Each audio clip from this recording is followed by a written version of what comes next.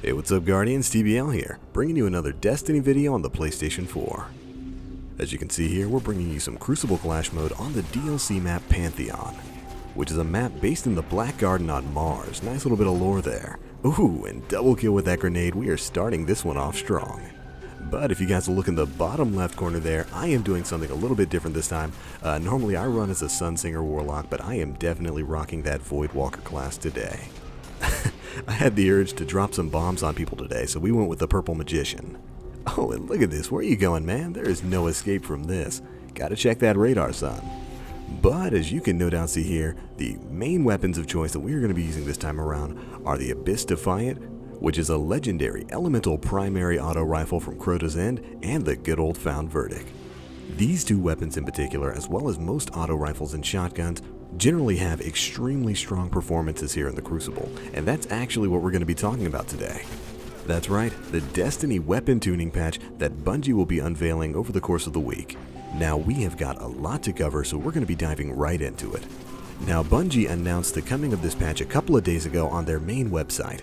I'll leave a link to it in the description box below, but here's how they prefaced the patch notes. Hello Guardians! What you're about to read is a heads up about some upcoming changes to the weapons in Destiny, scheduled to go live in February with update 1.1.1. This is the result of listening to feedback from the community, observation of players in the wild, poring over user research data, and regular internal playtests. I don't know, I kinda doubt that last little part there, but moving on. Many of these changes are subtle. It may take a little while to feel the nuanced differences, or you may feel the changes immediately. It all depends on how you play. This is an opportunity to change up your combat strategy in new ways, and/or double down in the areas that still feel good to you. But there we go, that is how they introduce these new patch notes, and I don't know, it sounds to me like they're going to be shaking a couple things up. Maybe we won't be using our favorite weapons anymore. And as a matter of fact, that seems to be exactly what their goal is, as they go on to detail several changes that they're going to be making to the most overused and the most underused weapons in the game. Let's start off with what Bungie had to say about auto rifles, which pretty much reads as thus. It's our goal for the auto rifle to be a visceral, close to medium range chainsaw. It should reward target tracking and drop in effectiveness at longer ranges. Looking at raw DPS, the auto rifle is the most lethal primary weapon class across all of Destiny's activities. And now these are the goals and changes that Bungie wants to put in place in terms of auto rifles. Number 1. The auto rifle they want to be optimal at close to medium range. Its damage, stability, and range should all be tuned so that players desire stability for reliable close quarters damage or range for accuracy at a distance. And honestly, sounds pretty much like what auto rifles already are, with the glaring exception of an exceptional weapon like the Suros Regime or the Abyss Defiant that pretty much describes auto rifles. But here are the changes that are going to be made. For auto rifles, they will have their base damage reduced by 2.5%, averaged across rate of fire stats, where higher rate of fire weapons will take less of a reduction than low rate of fire weapons. Meaning a gun like the Suros Regime will have a heavier damage reduction than a gun like Pantheon's Epilogue. So the super high rate of fire, low impact weapons will take less of a damage reduction, but they're still getting a damage reduction, which I don't really understand. Because for the most part, those type of weapons aren't very good in PvE or PvP. I mean, I only use Pantheon's Epilogue literally just to shoot down oracles in the Vault of Glass raid. But moving to the next change, we are going to reduce the effective range values so that damage fall off and accuracy are a stronger factor in combat decisions. Basically meaning they're going to lower the effective range of all auto rifles. Now, I'm kind of 50-50 on this. On one hand, this is good because it gives a leg up to weapons like sniper rifles and scout rifles, which are supposed to be the long-range weapons. But then on the other hand, this is basically another damage reduction over long range for auto rifles. But I suppose if you only play on medium to small stages, then the difference really should be negligible. But the final change now is that range reduction is less severe in the highest stat values, so now your range stat is more critical to long distance engagements. So less performance and damage drop off over range? That's kind of what I'm assuming that's supposed to mean. But anyways, those are all the major changes that are coming to auto rifles, and I've got to say it's a pretty heavy nerf. And you may be happy about that, or you may not be. Anyways, let's move on to the next. Up next are the changes coming to pulse rifles, the close to mid-range younger brother to the auto rifle. And oh man, is it getting a major buff. Pulse rifles will now be getting a 9.7% base damage increase. to put them more in line with other primaries. That is absolutely huge. A nigh 10% damage buff is almost unheard of to me, but honestly, I think it's exactly what pulse rifles needed. They were just a little bit too weak in both PvE and PvP. Can't wait to whip out that bad juju now. You guys mark my words, that is going to make some major changes to the game. Get your time on targets leveled up now, people. But alright, moving on to the saddest news for me, just in my opinion. Hand cannons. Hand cannons are, first off, getting a nerf to range.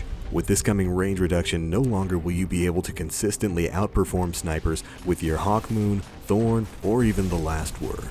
It would seem they would prefer hand cannons to be more paced, accurate weapons that are really only effective at close to mid.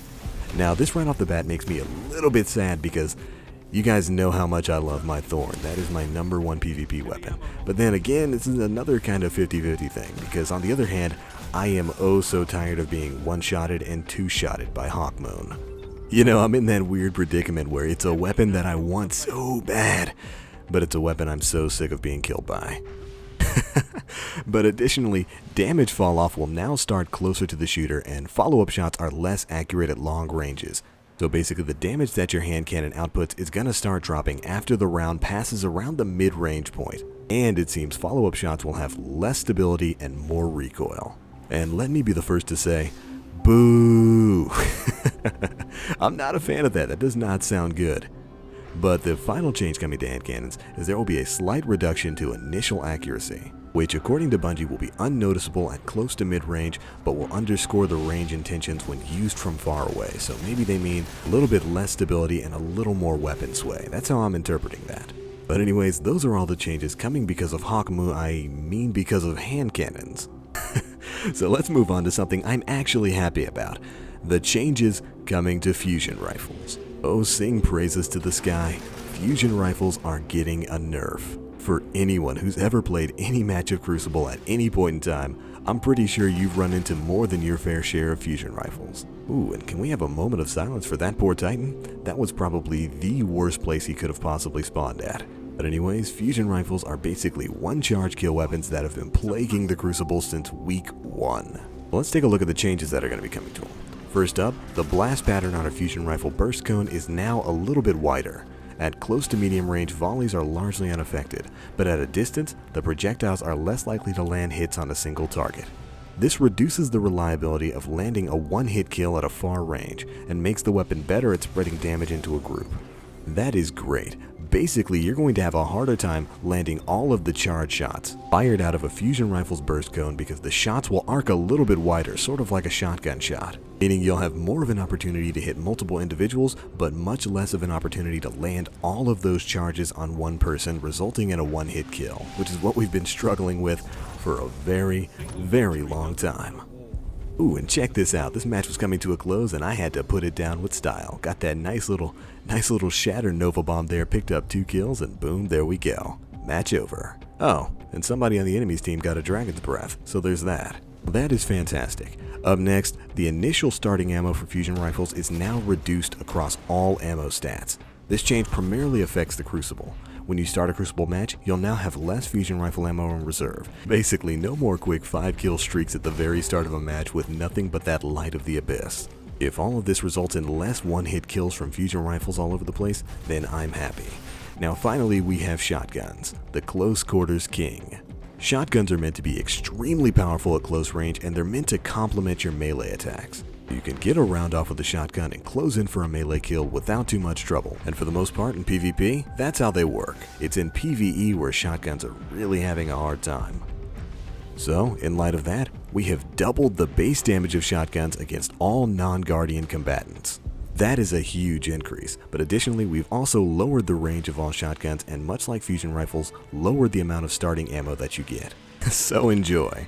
But anyways, that is pretty much all of the changes that Bungie has in store for us in the upcoming patch 1.1.1. Now personally, there are some things I like about the changes and there's a lot that I don't. I really don't like the nerfs to hand cannons. And the same thing goes with the range reduction for auto rifles. But I am absolutely ecstatic about the nerf to fusion rifles, and best of all, the long-awaited buff to pulse rifles.